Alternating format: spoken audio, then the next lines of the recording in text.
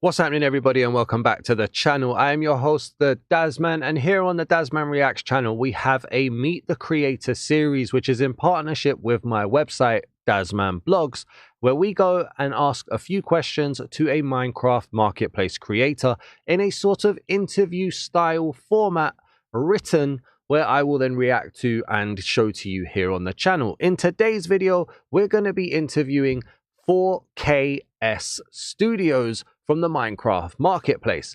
If you enjoyed today's video, please do leave a like, drop a comment, let me know what you think about the interview, what you think about the answers, maybe some of my reactions to them. And if you're new to the Daz Man Reacts channel, please do hit the subscribe button. I would greatly appreciate it. Thank you so much for all of the support on the channel, on the website, and just across the entire media conglomerate that we're building currently. I really appreciate all of the support. Let's jump in to today's interview. All right, this is an interview I've been meaning to get on the channel for a little while. I'm on the interview page on the website. It's Meet the Creator 4KS Studios. So let me introduce you to them then. They have over 600 packs in the Minecraft Bedrock marketplace, and they joined in 2020. They currently have an average rating of 4.35 stars across all of the Minecraft marketplace. So that's packs, skin packs, texture packs, add-ons, worlds, the lot. They've got 4.35 average rating out of 5 stars. And I managed to get some questions over to them. You can find them on Twitter, you can find them on YouTube, and you can find their Discord server links all in the interview page right here. And the first question I said to them was, can you tell us a bit about your journey into Minecraft and how you became a marketplace creator? They told me that their core team all met while playing Minecraft Java. They all met on the enemy terrain. Boo! Minecraft Java, Minecraft Bedrock all day. And they met over 10 years ago. They were all originally members of a creative building community, and they were building various projects for fun, but also picking up commission work for various servers. Now, we've seen this in the past where a lot of teams, they start off doing bits and pieces for tons of different other servers or other teams, freelance work, stuff like that. And when they started doing that, they stopped playing Minecraft in order to pursue university and full-time careers. But they then reconnected at various points to pursue Minecraft part-time again. And they were making marketplace skins and survival spawn worlds. That eventually led to rejoining forces and forming the 4KS Studios in 2019/2020, and they are now a full-time marketplace creator, building even more advanced and creative content for the last 5 years. So again, they were still able to go and do their university stuff, their full-time careers. They picked up knowledge here, there, and everywhere, and then they came back together and they created this studio for the Minecraft marketplace. So it just goes to show things don't need to get all the way to their end goal immediately. You can break off and go and do other things and come back to stuff, hone your skills. It's very good lessons to learn that you don't need everything straight away. And it's something I need to learn as well as a creator. It doesn't necessarily mean you have to have an instant, immediate reaction or an immediate result. You can learn things along the way, come back, build something great, and then be a success. And that is a very good lesson to learn, in my opinion. I then asked them what inspired their latest creation on the Minecraft marketplace and what was the creative process behind it. Now, they didn't choose to talk about their most recent, but they did choose to speak about one of their latest, biggest projects, which was the weapons add-on. They released the 2.0 update, which almost doubled the amount of content that was included in the add-on, and it made it feel like an entire new project. And sometimes that can happen. You can build something and it can be a small something to begin with, and then as you're updating it, it can grow and develop. And I've seen that with my website, for instance. My website, when I started it, was supposed to be written texture pack reviews and just a texture pack database so you could see all of my scores. And what I found was that you just keep adding things, you know. Now it's a platform for me to have interviews. Now it's a platform for me to have an actions and stuff compatibility list. So I can completely relate to this. I think this is awesome that they started with the weapons add-on and then the 2.0 update made it massive. And that's just awesome. And it's a good add-on, to be honest with you. They've always known that the core survival experience of Minecraft is one of the best facets to build off of, and they have a history of making various weapons and tools content that players love. So with that in mind, they wanted to create an add-on that would add unique diversity to the survival experience. Now, just to quickly touch on that as well, by the way, I'm going to cut in a lot here as I react to the interview, so do head over to the actual interview if you want to read it for yourselves. The links will be in the description. But they touch on a very important thing there. The Minecraft survival experience, it's, you know, it's very well known. It's very, I don't want to say polished, but it's very much a thing of its own. People play Minecraft for two reasons. You're either a builder or you're a survivalist. Sure, you can be an explorer, sure you can do redstone, but you usually fall into those two brackets. And if you're a builder, that could be a survival builder, that could be a creative builder. If you're a survivalist, you're playing the survival gameplay, and it's such an addictive thing trying to be a survivalist in Minecraft. And like they say, the survival experience is one of the best facets to build off of because it's so well known, it's so well loved. It's been, 12 years, 15, however long Minecraft's been out. What's that, 15 years now? It's been built to this point. So why not use it as a stepping stone? So they have a core focus on new weapon types and materials that give small bonuses to the system that players already knew, while being as compatible as possible with other add-ons and content like actions and stuff, animations, custom enchants, etc. So if you don't know, the weapons add-on is compatible with actions and stuff for the most part. It's very, very good. I do have a video on it as well, so you can go and check that out. They have at least 2 more updates planned for this add-on right now, and they don't plan on stopping after that. So they've got a roadmap already. That's crazy. Update 3.0 is taking them some time and will be setting up many foundational components for more longevity with future updates. And 4.0 is themed around defense with plans on new armors, pet armors, shields, and more. We're really happy to keep expanding this content while we have ideas for it. So if you've ever bought the weapons add-on, one thing you can see straight away, content is coming up the wazoo, my friend.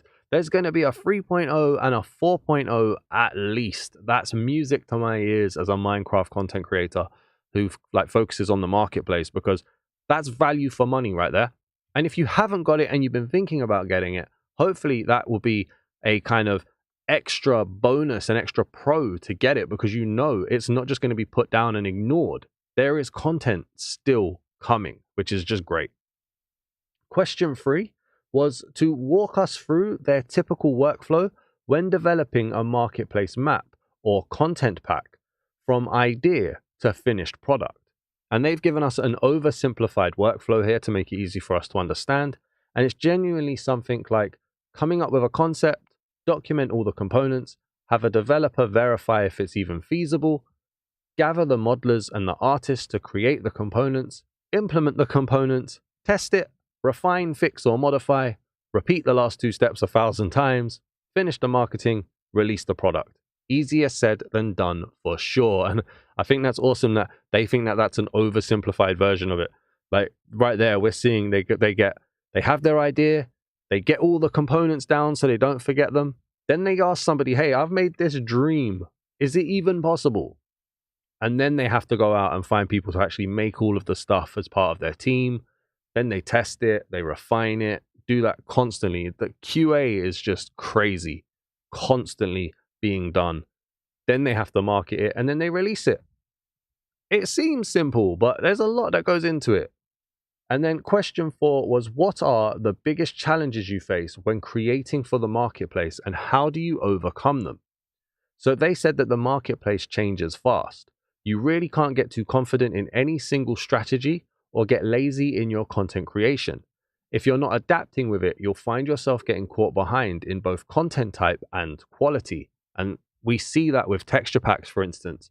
Minecraft is evolving now to bring in the vibrant visual texture packs.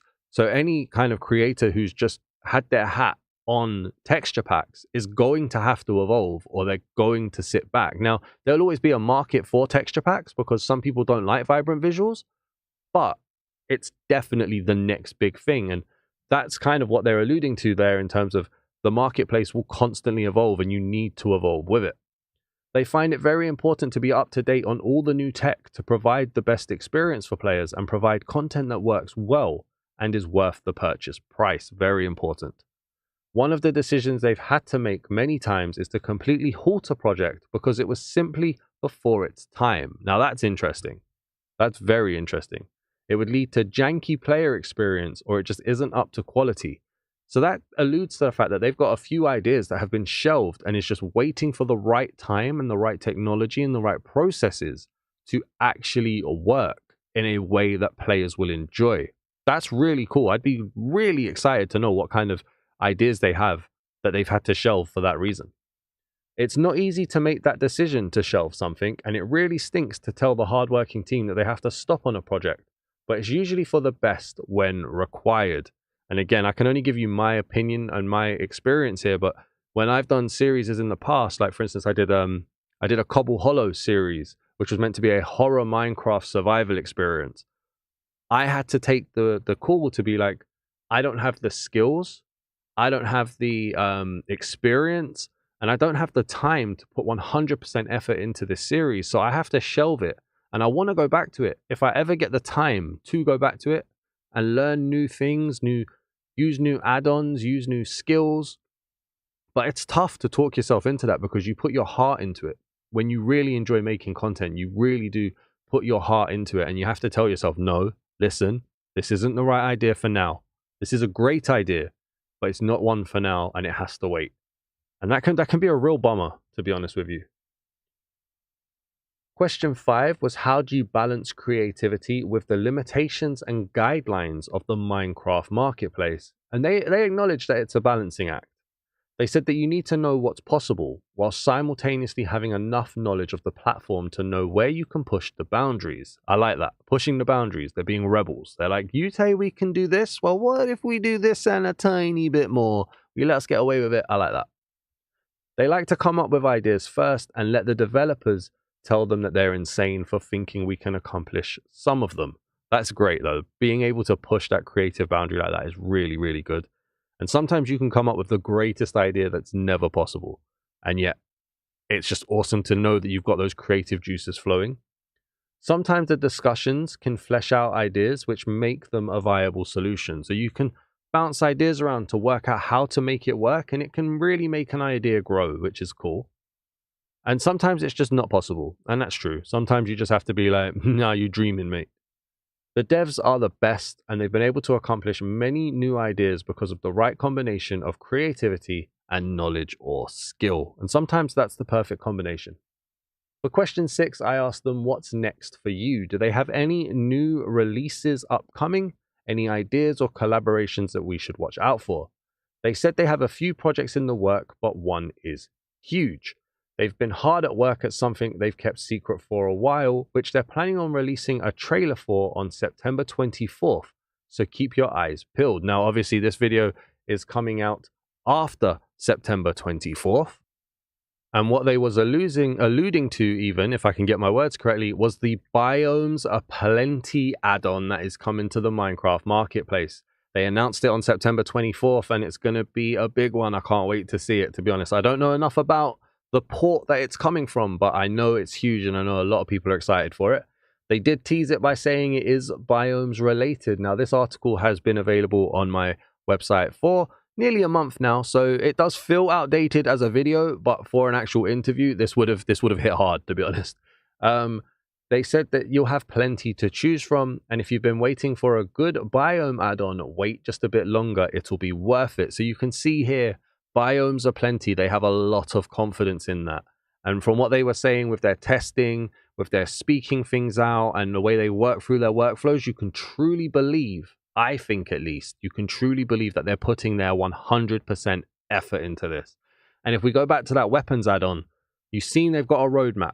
You've seen that they go from update 1 to update 2, and it's a massive explosion of content.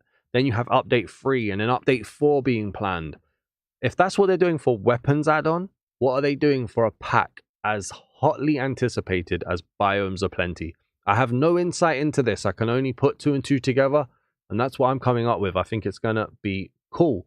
For question 7, I said, do you have any advice for aspiring Minecraft creators who want to get onto the marketplace? And that's for you guys. If you guys want to make marketplace content, I always throw that question in where possible to try and get you guys some advice, some experience, knowledge, just, a way for you guys to get a foot in the door. And they said competition is tough now. They can't lie. So there's a lot going on in the marketplace. There's a huge catalog. I can't speak today. There's a huge catalog of content to take inspiration and learn from, though. So if you want to get onto the marketplace, you have to make content up to the quality bar like an already approved partner. So that means you're not just, in theory, you're not just going to be able to make slosh and throw it on there, right? You have to look around at what's being approved in the marketplace. Now, we could have a discussion for weeks about whether or not some packs on the marketplace are already slosh. But let's not do that now. You're not going to get on there with a low quality, intentionally low quality. So you can look around the marketplace, see what's available, and see if you can make something that at least equals that, if not betters it. You need to find someone, well, you don't need to, but they recommend finding someone like friends to work with, to come up with ideas, and to apply it with an approved publisher, an easy way to get in the door. There are tons of approved publishers already there. We see it all the time. I'm trying to think of one off the top of my head. I think Pathway Studios, for instance, are a publisher. They work with smaller developers to get a foot in the door. Sometimes the smaller developer can't get onto the marketplace, so they go for a publisher who's already on it. And while their publisher then gets their name on it in the marketplace, you still get your name in the branding, you still get your name in the description, and you just get to show the Minecraft marketplace, listen, we made this, it's good, let us in. And then sooner or later, you might be able to get in as well. They also say, remember, not every idea is going to be a hit, and some ideas are a little stale. So take the time to come up with a few project plans to narrow down the best and most unique one. Then get creating. Don't get discouraged if the first idea doesn't work out either. We've all had our ups and downs. Each project is a learning experience, and it really is. And this, again, works for anything. Just because one thing doesn't work, you don't throw it in the towel. You don't pack it all in just because one thing doesn't work, right? You're never going to please everybody. That's a very important thing to remember. You will never please everybody. You just want to please as many people as possible by doing something as good as possible. And so if it doesn't work for some reason, don't obviously be upset, but don't throw in the towel. Don't give up. The first idea might not be great. The second idea might not be great. But what you want to do is make the second idea a little bit better than the first. What you want to do is learn from the previous. And what you want to do is just keep on making what makes you happy. And sooner or later, if the stars align, you'll make it. And I'll make it. And we'll all make it. And that's all we can do. So a massive thank you to 4KS Studios for allowing me this interview and giving us a glimpse behind the scenes at how they and the Minecraft marketplace works. Remember, you can check out their socials, their Twitter, their YouTube, and their Discord server at the bottom. Apologies for taking so long with this interview video, but the interview has been posted for a while now on the website. Do check out the website. It's dazmanblogs.blogspot.com. Link down in the description, as is a link to this interview if you want to read it uninterrupted. And yeah, just keep checking it out. There's always new content going up, whether it be a podcast, whether it be written texture pack review summaries, whether it be the actions and stuff compatibility list or the texture pack review database, or more interviews like this. Thank you so much for watching. Please do leave a like, drop a comment, and subscribe. And I'll see you guys in the next one. Peace!